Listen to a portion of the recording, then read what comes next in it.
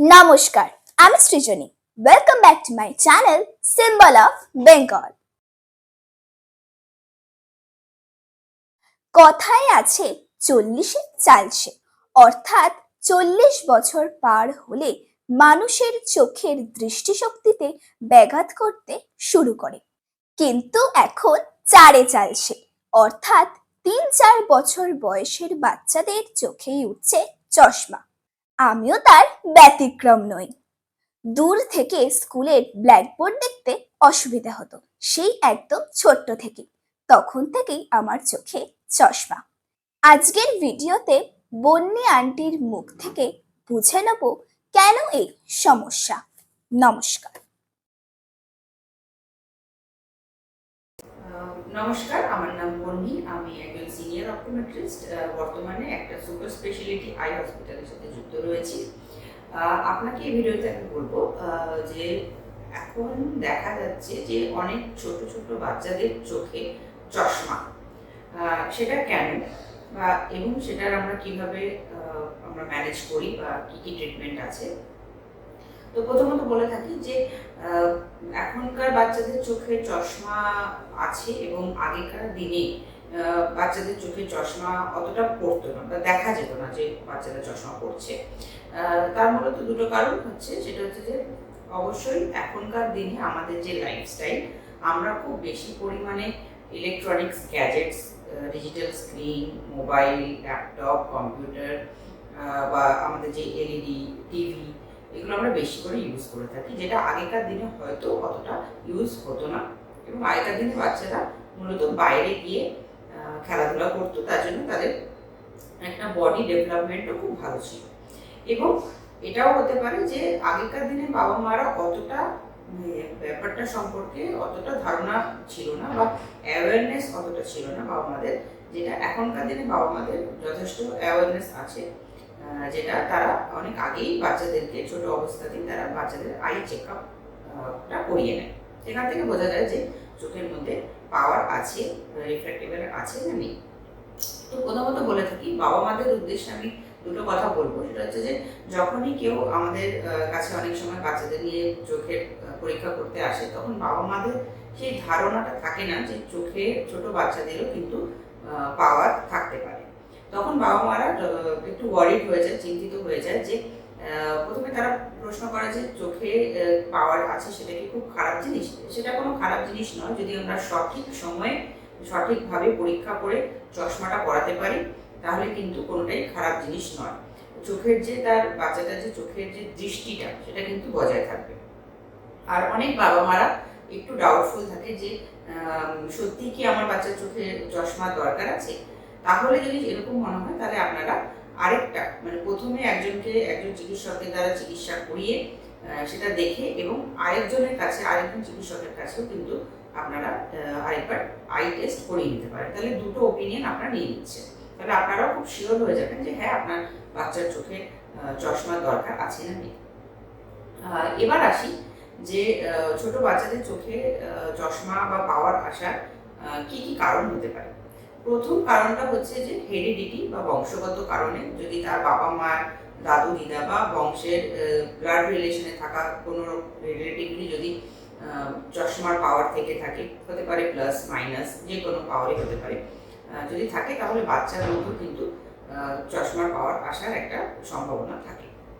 দ্বিতীয় কারণ হচ্ছে এই আমাদের লাইফস্টাইল, যেটা আমরা বাচ্চারা ছোট থেকেই খুব বেশি পরিমাণে মোবাইল নিয়ে খেলাধুলা করে। এখন বাইরে গিয়ে কেউ আর খেলাধুলা করছে না, সবাই মোবাইলে ব্যস্ত, ল্যাপটপ, কম্পিউটার, বড় বড় স্ক্রিনে টিভি, এটা একটা কারণ।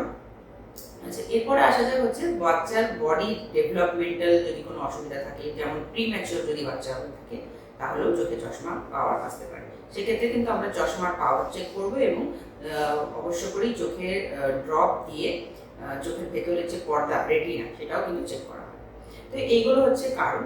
এরপরে আসছি যে এটাকে আমরা কিভাবে ম্যানেজ করব। প্রথমত অবশ্যই বাবা মাদের একটু সতর্ক হতে হবে।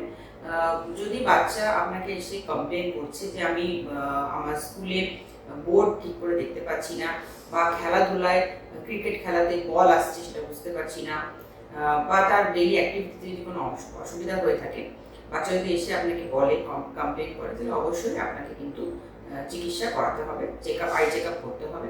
বা যদি আপনার বাচ্চা কমপ্লেন করছে না আপনাকে এসে, তবুও কিন্তু আপনার বাচ্চা যদি একটু বড় হয়, মোটামুটি 3-4 বছরের হয়ে গেছে, তখন কিন্তু আপনি আপনার বাচ্চার আই টেস্ট করাতে পারেন। আর আরেকটা কারণ হচ্ছে যদি আপনার বাচ্চা প্রিম্যাচিওর হয়, মোটামুটি যদি 7 মান্থস যদি সে প্রিম্যাচিওর বেবি হয়, সেক্ষেত্রেও কিন্তু আপনার বাচ্চার মানে ছোট অবস্থাতে নিউবর্ন বেবিরও কিন্তু আই চেক আপ হয়ে থাকে। তা সেক্ষেত্রে আমরা চোখের ভেতরে যে রেটিনাটা সেটা পরীক্ষা করা হয় যে সেটা ডেভেলপমেন্ট ঠিকঠাক আছে কিনা বা সেটাতে কোনো অসুবিধা আছে কিনা। তো এবার আমরা প্রথমত কি করা হয় যে প্রথমে প্রাইমারি চেক আপ করা হয়। প্রাইমারি চেক আপে আমরা ভিশন টেস্ট করি, পাওয়ার টেস্ট করা হয়, রিফ্র্যাক্টিভারের যেটা আমরা বলে থাকি। প্রথমত অটো রিফ্র্যাক্টোমিটার একটা মেশিন আছে যেটা কম্পিউটারাইজড আই চেক আপ হয়, সেক্ষেত্রে অটো রিফ্র্যাক্টোমিটার দিয়ে আমরা আই চেক আপ করি। তারপরে আমরা রেটিনোস্কোপের মাধ্যমে আমরা আবার পাওয়ার কনফার্মেশন করি এবং তারপরে চোখে ড্রপ দিয়ে, ডাইলেটিং ড্রপ দিয়ে মোটামুটি 40 মিনিট থেকে 50 মিনিট ওয়েট করা হয় ড্রপটার এফেক্ট চোখে আসা অবধি। তারপরে আবার আরেকবার পাওয়ার কনফার্ম করার জন্য আবার টেস্ট করা হয়। এই পুরো প্রসেসটা হয়ে যাওয়ার পরে কনফার্ম পাওয়ার কিন্তু পাওয়া যায় এবং সেটাই আমরা প্রেসক্রাইব করি। তারপরে চোখের আমরা একটা মেজারমেন্ট করি, আই বলটা দিনে দিনে ছোট বাচ্চার কিন্তু গ্রোথ হতে থাকে।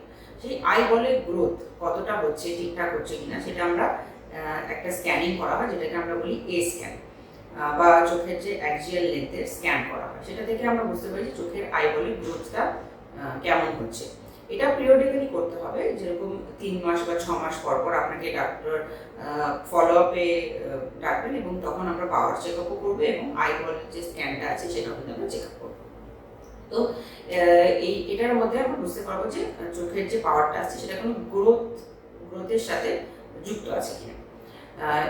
এবং আমরা আরেক ধরনের লেন্স হয়, স্পেশালিটি এক ধরনের লেন্স হয়, সেটা হচ্ছে যে চোখের যে এই চশমার যে লেন্সগুলো হচ্ছে, এই লেন্সগুলো চোখের পাওয়ারটাকে প্রগ্রেশন হওয়ার জন্য, বাড়ার জন্য তারা কিন্তু কন্ট্রোল করে। এক ধরনের স্পেশাল লেন্স হয়, সেটা আমরা চিকিৎসার উপরেই প্রেসক্রাইব করা হয়, যে সেটা সবার ক্ষেত্রে কিন্তু এটা প্রযোজ্য নয়। আমরা যেটা দেখবো যে আপনার চোখের গ্রোথ কি দিনে দিনে বাড়ছে, মানে বাচ্চার চোখের গ্রোথ কি দিনে দিনে বাড়ছে, সেটার উপর নির্ভর করে কিন্তু আমরা সেই লেন্সটা, স্পেশাল লেন্সটা কিন্তু প্রেসক্রাইব করি।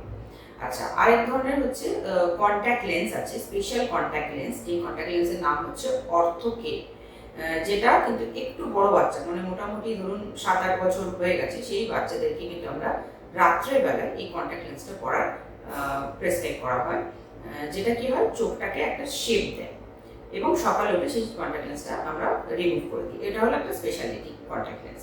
এবং নর্মাল যে সফট কন্ট্যাক্ট লেন্স সেটাও কিন্তু আমরা দিতে পারি।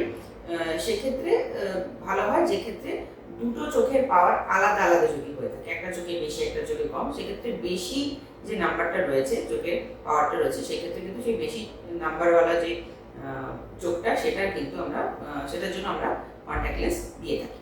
তো এই হলো আমাদের ম্যানেজমেন্ট। এরপরে আসছে যে বাচ্চা অলরেডি চশমা পরেনি অনেকদিন ধরে, তার চোখটা কিন্তু সম্ভাবনা থাকে তার চোখের দৃষ্টিটা একটু কম হয়ে যাওয়া, যাকে বলি আমরা লেজি আই বা অ্যামব্লায়োপিয়া। সেক্ষেত্রে কিছু স্পেশাল এক্সারসাইজেস আছে, কিছু ইনস্ট্রুমেন্ট আছে এবং কিছু সফটওয়্যার আছে, যার দ্বারা সেটা আমরা প্রতিনিয়ত মোটামুটি ধরুন 1 মাস বা 1 মাস থেকে 3 মাস অবধি একটা শিডিউল করা হয়ে থাকে এক্সারসাইজের। সেই এক্সারসাইজের মাধ্যমে আমরা চোখের যে দৃষ্টিটা, ভিশনটা কিন্তু বাড়ানোর চেষ্টা করা হয়। সেক্ষেত্রে কতটা ভিশন বাড়বে সেটা তো আগে থেকে বলা যায় না, কিন্তু সেটাতে একটা চান্সেস থাকে, খুব ভালো মতো একটা চান্সেস থাকে চোখের ভিশনটা ইমপ্রুভমেন্ট করার জন্য। তো এই হলো একটা ছোট্ট আইডিয়া আপনাদেরকে দিলাম যে চোখের পাওয়ার আসার কি কারণ হয়, কিভাবে আমরা ম্যানেজমেন্ট করি, এবং এটার অ্যাওয়ারনেস খুবই জরুরি। Thank you.